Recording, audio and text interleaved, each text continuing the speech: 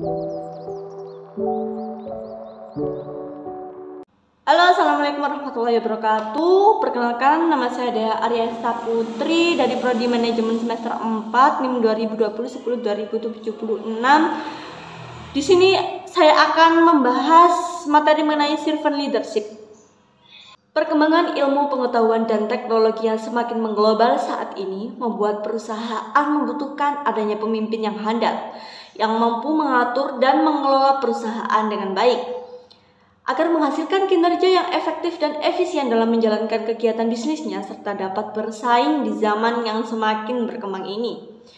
Dengan perkembangan yang ada saat ini, persaingan dalam dunia bisnis menjadi semakin besar. Dibutuhkannya pemimpin yang mampu memberikan pengaruh yang signifikan bagi perusahaan agar dapat terus eksis. Kepemimpinan ini di era modern berbeda dengan kepemimpinan di era sebelumnya. Kenapa? Karena saat ini pemimpin harus bisa menyesuaikan dengan situasi dan kondisi yang semakin berkembang. Dengan ada berbagai model kepemimpinan yang saat ini diterapkan oleh sebuah perusahaan, diantaranya ada kepemimpinan transaksional, kepemimpinan transformasional, servant leadership. Nah, tapi yang menjadi permasalahan setiap model kepemimpinan ini memiliki kekurangan dan kelebihannya masing-masing. Kepemimpinan transaksional ini harus memiliki informasi yang jelas tentang apa yang dibutuhkan dan yang diinginkan bawahannya dan harus memberikan balikan yang konstruktif untuk mempertahankan bawahan pada tugasnya. Pemimpin transaksional pada hakikatnya menekankan bahwa seorang pemimpin itu perlu menentukan apa yang perlu dilakukan para bawahannya untuk mencapai tujuan organisasi. Di samping itu, pemimpin transaksional cenderung memfokuskan diri pada penyelesaian tugas-tugas organisasi. Kepemimpinan transformasional adalah suatu proses, yaitu pemimpin yang pengikutnya saling merangsang diri satu sama lain untuk penciptaan level yang tinggi dari moralitas dan motivasi yang dikaitkan dengan tugas pokok dan fungsi mereka.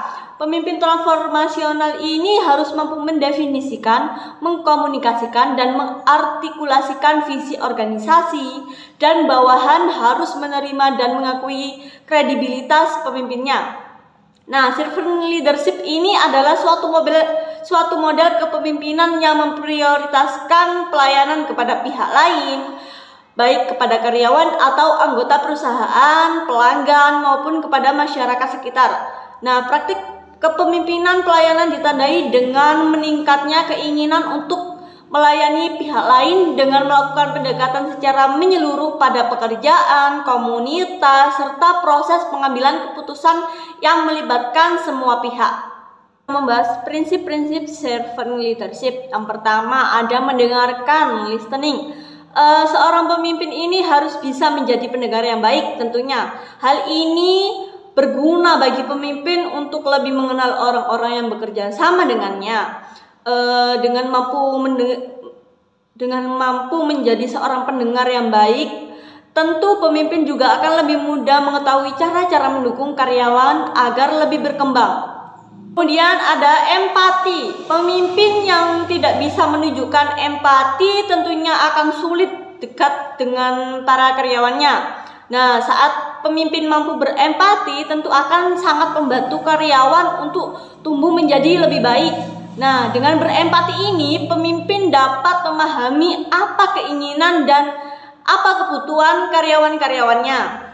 Kemudian ada penyembuhan atau healing lah ibaratnya. Nah, fokus utama dari servant leadership adalah mendukung dan memberikan kenyamanan bagi karyawan untuk terus berkembang. Nah, pada prinsip ini seorang pemimpin harus memahami bahwa tidak semua karyawan dapat mudah bekerja sama. Oleh karena itu, pemimpin harus menciptakan lingkungan kerja yang bisa membuat setiap karyawan merasa nyaman dan menjadi tempat healing terbaik bagi mereka. Selanjutnya ada kesadaran diri atau self-awareness. Nah, di sini seorang pemimpin yang menerapkan servant leadership juga harus selalu memiliki kesadaran diri yang baik. Ia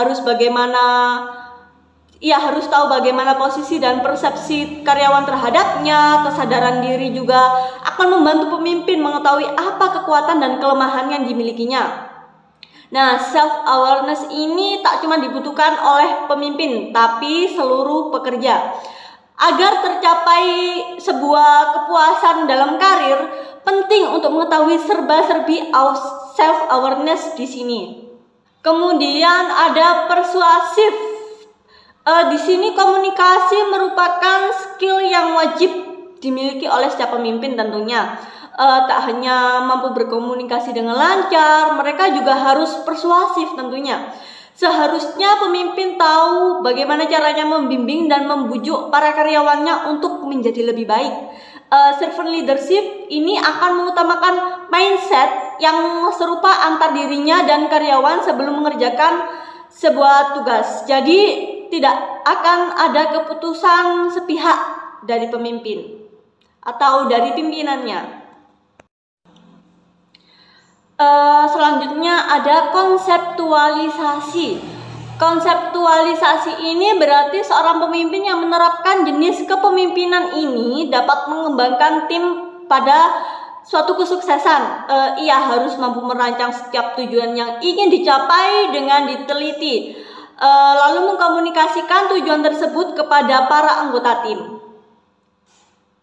Memprediksi masa depan atau foresight.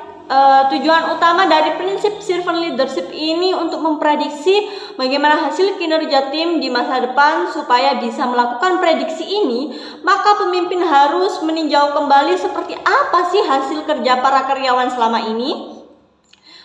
Kemudian menggunakan informasi tersebut untuk membuat rencana yang lebih matang di masa depan.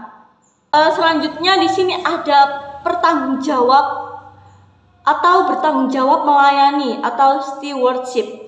Dalam servant leadership, stewardship identik dengan akuntabilitas, yaitu kemampuan pemimpin dalam mengambil tanggung jawabnya.